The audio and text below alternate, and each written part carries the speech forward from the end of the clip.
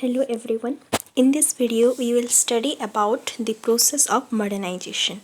In the last series we have completed the process of Sanskritization.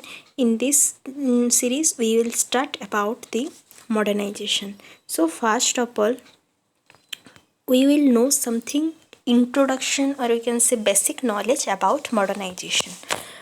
In simple terms, what we will understand if one say what is modernization? Modernization, in simple terms, refers to or directed towards being modern. And in this video, we will study what is modern. In which dimension we are talking about the concept of modern. What do you mean by being modern? Okay. So in this lecture, we will continue about all these. So modernization is the dominant theme of 1950 and 60s throughout the globe. It can be understood from two different angles, that is, one is historical and another is multidimensional context. So modernization एक ऐसा dominant trade था जो कि 1950s and 60s में decolonisation period में और democratisation last wave of democratisation के time में ये ज़्यादा पॉपुलर हुआ था। और इसको हम दो कंटेक्स्ट में समझेंगे, एक तो मल्टी डायमेंशनल पर्सपेक्टिव से समझेंगे और एक होता है हिस्टोरिकल पर्सपेक्टिव से। Okay, is it clear? Now what is the concept of modernisation in historical concept? In historical concept, it describes the evolution and applicability of the term in social science. So यहाँ modernisation क्या होता है, कैसे historical context में उसका develop हुआ, वही हम अभी जानेंगे। तो हिस्टोरिकल कंटेक्स्ट में मॉडर्नाइजेशन क्या होता है, ये जो टर्म रहता है मॉडर्नाइजेशन, उसका इवोल्यूशन कैसे हुआ हिस्ट्री में वो जानेंगे, और उसको कैसे एप्लीकेशन करते हैं, कैसे कौन कौन से फील्ड में उसको अप्लाई करते हैं सोशल साइंस में, वही हमें हिस्टोरिकल कंटेक्स्ट बताता है। That means modernization in historical context can be described as the evolution and applicability of the term in social science. किस किस स्पीयर में, किस किस केस में हम मॉडर्नाइजेशन को यूज़ कर सकते हैं, और ये जो केस में हम यूज़ कर रहे हैं वो कैसे इवोल्यूशन हुआ one period of time to the another, वही हम अभी समझेंगे। तो फर्स्ट पॉइंट है प्रोसेस। लेस डेवलप्ड और डेवलपिंग कंट्री जो थे, जो कि बैकवर्ड थे, अंडर डेवलप्ड, तो यहाँ पे हम जानेंगे हमारे जो टोटल वर्ल्ड को हम टू काइंड में डिवाइड करते हैं। एक तो होता है डेवलप्ड कंट्री और एक होता है developing country. Okay, developed country जो होते हैं वो वेस्टर्न कंट्री होते हैं। Okay, these are the western country, and the developing country mainly east side country और eastern country of the globe. Okay, is it clear? Now these developed countries are more powerful, they are economically powerful, they have high money power, they have muscle power, they have army. Okay, so they always try to dominate the developing country, and there are various theories that tell us about that the developing country became rich by draining the wealth from the developing nations. आज the British colonies, or we can say other foreign imperial power came to developing countries, and they captured all the power, they brought all the wealth of these nations, and as a result of which the developing countries became less or we can say the developing country became poor, as the drainage of wealth became from the developing nation to developed nations. Okay, so the developing nations or the less developed nation, that means eastern side countries, who were backward classes. Okay, backward means they were not developed in the technology, in the technology, or we can say in the science, or in defense, in any system they were not developed. Okay, so they try to achieve the characteristics of developed nation, that is industrially and advanced country. देखो जैसे कि हमारे India हुआ कि मतलब ये side African country, तो ये जो कॉलोनियल पावर जो सब आए थे, ये सब क्या कि ये यहाँ जो ईस्टर्न कंट्री में जो जितना भी सारे नेशंस थे, उनका जितना वेल्थ था सारा को ड्रेन करके अपनी कंट्री में ले गए, और ये करीब 1 सेंचुरी से भी ज़्यादा यहाँ पे रूल करने लगे। तो ये हमारे जो डेवलपिंग कंट्री में जितना सारा रिसोर्सेस था वहाँ का यूटिलाइजेशन वो लोग कर रहे थे, और वो रिसोर्स यूटिलाइजेशन के लिए जितना भी मेंटेनेंस का खर्चा, जितना भी बेचने का जितना भी प्रॉफिट होता था, वो सब वो ले रहे थे। That means they became capitalist class, they started to conserve all the benefits, all the profit from this scenario, but the resource were from the developing nations. So the developing nations became poor day by day. Okay, developing nations became poor day by day. So the first characteristics say about the process, it is a process, modernization is a process through which the less developed countries started to learn or started to follow the traits or the behavior, the characteristics of the developed nation. In this sense it becomes a process. So if we will try to understand, तो modernisation क्या होता है, एक process होता है जहाँ पे developing country जितना भी लाइफस्टाइल, बिहेवियर, सारा कुछ का जो डेवलप्ड कंट्री का उसका फॉलो करते हैं। जैसे कि हमारे कंट्री में जब जो अभी जो फास्ट फूड वगैरह चल रहा है, ये सब का ट्रेंड नहीं था, बट धीरे धीरे ये सब हम अभी एडप्ट कर रहे हैं। ये हमारा डे टू डे लाइफ का एक्टिविटी बन गया है, फास्ट फूड खाना, वेस्टर्न कल्चर को अडॉप्ट करना। बट ये कैसे हम फॉलो किए? Due to modernisation. हम जो डेवलपिंग कंट्री थे वो धीरे धीरे डेवलप्ड कंट्री के जितने भी बिहेवियर, लाइफस्टाइल है उसको अडॉप्ट करने लगे। दैट मीन्स धीरे धीरे मॉडर्न होने लगे। तो यहाँ पे क्या हो रहा है ना, जैसे कि ये फॉलो कर रहे हैं, तो जो डेवलप्ड कंट्री का जो ट्रेड्स है वो डेवलपिंग कंट्री में रिफ्लेक्ट हो रहा है। सो this becomes the process of modernization. Then second period of imperialism. Transmission was from the rulers to the ruled and from the colonizers to the colonies. Transmission was not uniform throughout the globe. More emphasis on western countries, so westernization. तो मैं जैसे बताई कि यहाँ पे क्या था, period of imperialism. जो डेवलप्ड कंट्री के जो नेशन थे वो लोग क्या करते हैं, डेवलपिंग कंट्री को एक्वायर कर लेते हैं। Imperialism means they started to establish their political power in the developing nations, they started to rule, they started to dominate in every sphere, political sphere, social sphere, educational sphere. In every sphere they started to extend their power, their domination, and try to exploit the original people or inhabitants of that place, colonies. Okay, they started to establish their colonies, they started to gain profit from these resources by exploiting them.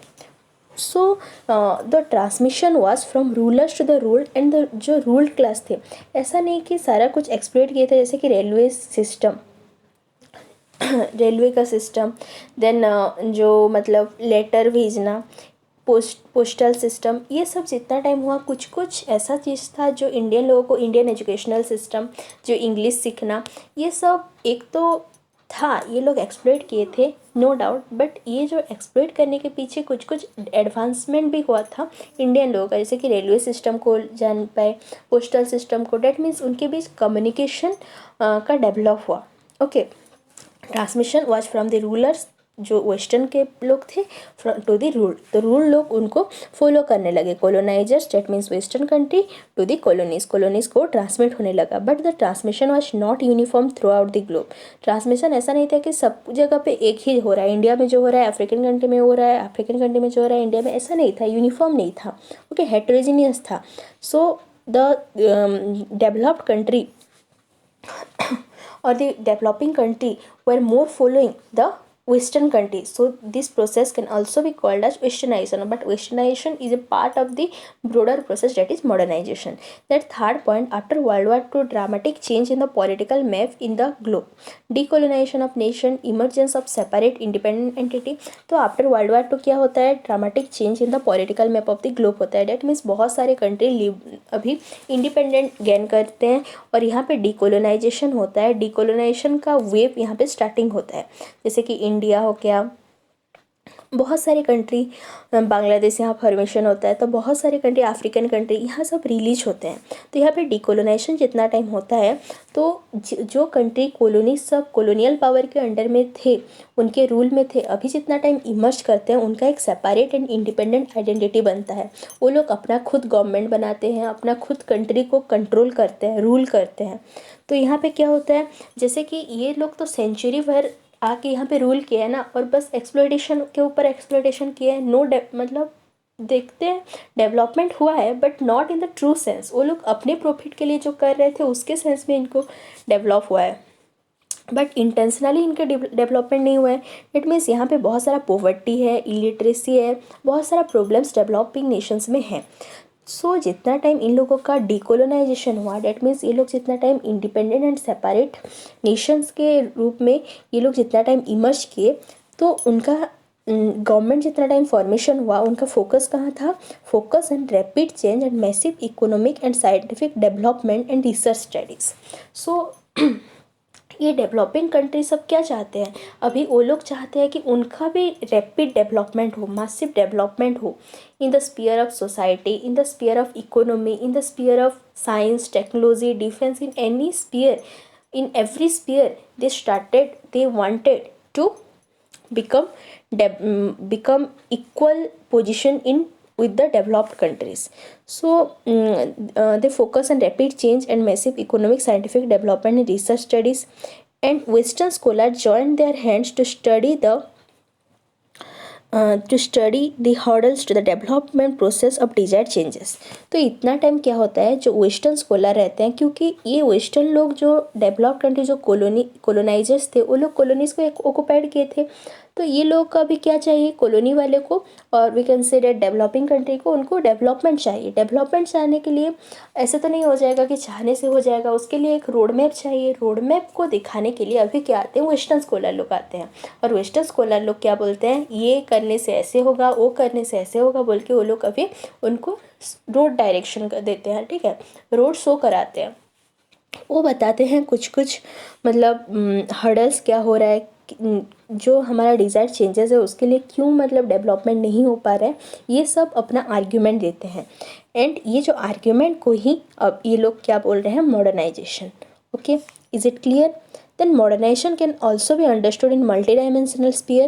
That means the third world countries, newly developed one, developing nation fight against the poverty, illiteracy, unemployment, combination of all social, economic, and history, political science, psychology contribution in observation for rapid modernization, multidimension, orientation and perspective. So मैं जैसे बताया कि ये लोग जितना time rule कर रहे थे, करीब 200 यस, तो यहाँ पे जो डेवलपिंग नेशन था वहाँ पे पॉवर्टी था, इलिटरेसी था, unemployment and many problem of crisis तो था। तो ये सब को डील करने के लिए जो third world countries means the developing nations, जो भी मतलब इनिशिएटिव लिए in order to tackle this problems, in order to tackle this hurdles, और in order to gain development in various sphere. Poverty means social sphere, illiteracy social sphere, unemployment economic sphere, ये सब को दूर करने के लिए जब वो मल्टी डायमेंशन और मल्टी स्पेयर में जितना टाइम वो लोग इनिशिएटिव लिए, ये प्रोसेस हो जाता है हमारा modernisation. Okay, that means modernisation in its sense was in fact westernisation of backward society, attainment of west. देखो यहाँ पे क्या बोल रहे हैं, ये इम्पोर्टेंट है। Modernization in its essence was in fact westernisation of backward society. तो बैकवर्ड सोसाइटी कौन थे? डेवलपिंग कंट्री थे। डेवलपिंग कंट्री वो लोग जितना टाइम वेस्टर्नाइजेशन प्रोसेस में आए, डेट मीन्स वो लोग जितना टाइम वेस्टर्न लोगों को फॉलो किए, that became the process of modernization. Okay, so modernization is a broader term and westernization comes under the sphere और comes under the larger domain of modernization. Okay, is it clear? Then attainment of western affluence, science and industry within a very shorter period of time was the goal of the process of modernization of this nations. तो जितना time ये जो independent country थे, newly immersed हुए थे, third world country, उनका main aim क्या था कि उनको बहुत सारा एफ्लुएंस चाहिए, science, technology, industry, industrial development, economic development, all are needed, but in the shorter period of time they started to acquire the development in immediate period of time, in shorter period of time. So dream of Nehru to make India high degree of science and industrial achievement. जैसे कि हमारा जितना time India independence हुआ उतना time बहुत सारा 5 year plan ये वगैरह आया कि जल्दी से जल्दी हमारा पॉवर्टी को रिमूव करने का जो एम रखा गया। फिर जैसे कि अनएम्प्लॉयमेंट को कैसे ख़त्म किया जाएगा, और जो हेल्थ प्रॉब्लम था लोगों को कैसे फैसिलिटी प्रोवाइड किया जाएगा। तो सब स्पेयर में एक ही साथ उनका मोटो था कि हमें सब स्पेयर में जल्दी से जल्दी डेवलपमेंट चाहिए। ओके, नेहरू भी ये उनका ड्रीम था, ओनली डे ड्रीम था, बट ये पॉसिबल है क्या? इतना बड़ा कंट्री, इतना सारा पॉपुलेशन, इतना डाइवर्सिफाइड कंट्री को इतना जल्दी मतलब डेवलपमेंट के रूट में लाना बहुत ही ज़्यादा डिफ़िकल्ट है। तो ये बस ओनली डे ड्रीम था जो कि एकम्प्लिश नहीं हो पाता इतना शॉर्टर पीरियड ऑफ टाइम, जो कि ईजी एंड सिंपलर टास्क भी नहीं था। So gradually they realized that it is not only a daydream, we have to put efforts in order to make realize these dreams. So they focus on 1960s, they focus on the shorter term goals, per capita income increase, then national income also increase. So first of all वो लोग क्या किए, day dream देखने लगे, बड़ा बड़ा goal set किए, और धीरे धीरे वो लोग रियलाइज़ किए कि no, it will not bring us the desired changes in the society, desired outcome in the society. So they started the focusing on the shorter term goals, and they started to increase the per capita income, and which ultimately lead to the increase in the national income. Okay, along with they started to problem solving in cultural social background, and came the concept of development, and they started to solve the problem individually at the level of culture, society and economic background, and through this the concept of development came. So these are the various dimension of modernization in historical context. That means modernization को अगर हम समझेंगे historical context में, उसका evolution कैसे हुआ, तो पहले हम प्रोसेस के तौर में समझ सकते हैं, जैसे कि डेवलपिंग नेशंस फॉलो करने लगे डेवलप कंट्री के जितना भी कैरेक्टरिस्टिक्स था। देन सेकंड पॉइंट ये होता है कि जो इम्पेरियलिज्म जितना टाइम हुआ था, रूलर्स के जितना भी कैरेक्टरिस्टिक्स थे, रूल लोग अपनाने लगे, कॉलोनाइजर्स के ट्रेड को कॉलोनीज़ के पीपल लोग अपनाने लगे। तो ये होता है हमारा इम्पेरियलिज्म के कंटेक्स्ट में कैसे ये मॉडर्नाइजेशन आया था। After world war two decolonisation का वेव आता है, वो लोग एक ही they started to focus the overall development in certain period of time, but at the later period they realised that it was only a day dream, so they started on the short term goals and try to achieve them, and in this way the process of modernisation came. So in this lecture we concluded the various dimension of modernization in historical context. In next video we will study about the multidimensional context of modernization. Okay, thank you so much. I hope this lecture will help you to understand the concept of modernization in historical context. तो यहाँ से एक ही question आ सकता है, नहीं आ सकता, मतलब एक ही पार्ट है क्वेश्चन का, और एक पार्ट हम जो नेक्स्ट वीडियो में कवर करेंगे, तब जाके मॉडर्नाइजेशन का पूरा डेफिनेशन ख़त्म होगा. तो ये मॉडर्नाइजेशन का डेफिनेशन जो है ये बस हिस्टोरिकल कंटेक्स्ट ख़त्म हुआ है. In next video we will proceed about the multi dimensional context. Okay, thank you so much.